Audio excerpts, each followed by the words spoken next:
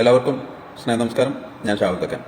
നമ്മുടെ കേരളത്തിൽ ഒരു പുതിയ സമരമുറ നമ്മൾ കണ്ടുകൊണ്ടിരിക്കുകയാണ്. ഭയപ്പെടേണ്ടിയിരിക്കുന്നു. കേരളത്തിൽ മതനിരപേക്ഷ കാഴ്ചപ്പാടും സമാധാനം ആഗ്രഹിക്കുന്ന മനുഷ്യർക്ക് വലിയ ഭീഷണി തന്നെയാണ് വാർത്തയിലൂടെ നാം കണ്ടുകൊണ്ടിരിക്കുന്നത്. നോക്കൂ, നമ്മൾ ഇവിടെ വളരെ വ്യക്തമായിട്ട് ചില കാര്യങ്ങൾ മനസ്സിലാക്കേണ്ടതുണ്ട്.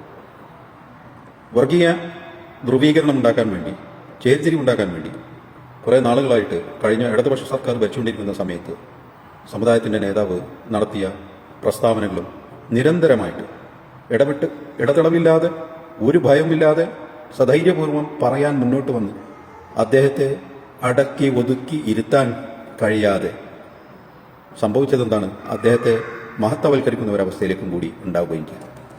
അങ്ങനെ തുടർക്കഥയായിട്ട് ഈ ചേരിതിരിവുണ്ടാക്കുന്ന വർഗീയ പരാമർശങ്ങൾ നടത്തിക്കൊണ്ടിരിക്കുകയായിരുന്നു കേരളത്തിൻ്റെ മണ്ണിൽ. ഭരണം മാറിയതിനു ശേഷം അത് മറ്റൊരു ദിശയിലേക്ക് മാറിക്കൊണ്ടിരിക്കുകയാണ്. സമുദായ പാർട്ടിയുടെ പ്രവർത്തകരോ വക്താക്കളോ പ്രതിഷേധ സമരമുറ കോലം കത്തിച്ചിട്ടുള്ളത് തുടങ്ങിയിട്ടുണ്ട്. എന്നാൽ ഇത്തരത്തിലുള്ള പ്രതിഭാസം നമ്മൾ കാണാൻ തുടങ്ങിയിട്ട് നാളുകൾ കുറേയായി. പണ്ഡിതന്മാരുടെ കോലം കത്തിച്ചും അവരെ മയ്യത്ത് രൂപമുണ്ടാക്കിയും ആഹ്ലാദ പ്രകടനവും വിദ്വേഷവും അങ്ങനെ തുടങ്ങിയിട്ട് നമ്മൾ കേരളത്തിൽ കാണാൻ ആഗ്രഹിക്കാത്ത വിധത്തിലുള്ള തിരിച്ച് അവരെ ഒന്നും ചെയ്യില്ല എന്നുള്ളത് 100% അവർക്കറിയാം.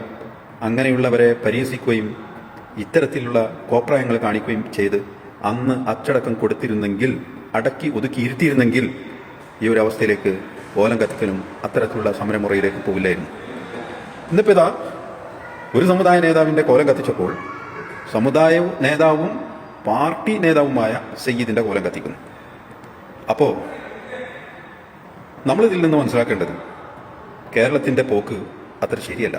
ഇതിൻ്റെ ഉത്തരവാദിത്തം ആർക്ക് എന്ന് ചോദിച്ചാൽ, ഇന്നലകളിൽ വർഗീയ പരാമർശങ്ങൾ നടത്താൻ വേണ്ടി സധൈര്യം മുന്നോട്ട് വന്ന് അടക്കി ഒതുക്കി ഇരുത്താതെ മൗനസമ്മതം കൊടുത്ത് പറയുക എന്ന് പറയുന്ന രീതിയിൽ മഹത്വവൽക്കരിച്ചും ഒക്കെ ചെയ്തുകൊണ്ടിരിക്കുന്ന സമയത്ത് ഓർക്കണമായിരുന്നു ആരാണ് ഉത്തരവാദി എന്നുള്ളത്. ഇപ്പോൾ പുതിയൊരു ഭരണ സംവിധാനത്തിലേക്ക് ഒരു പുതിയ സർക്കാർ കടക്കുമ്പോൾ അതിൻ്റെ ഘടകകക്ഷികളും അതിൻ്റെ അണികളും ചെയ്തു കൂട്ടുന്ന സംഭവങ്ങൾ കേരളത്തിൻ്റെ മതനിരപേക്ഷ കാഴ്ചപ്പാടും സമാധാനം ആഗ്രഹിക്കുന്ന മനുഷ്യർക്ക് വലിയ പ്രയാസങ്ങളാണ് ഇവരെ സൃഷ്ടിക്കുന്നത്, ഈ രാഷ്ട്രീയ കോമരങ്ങൾ.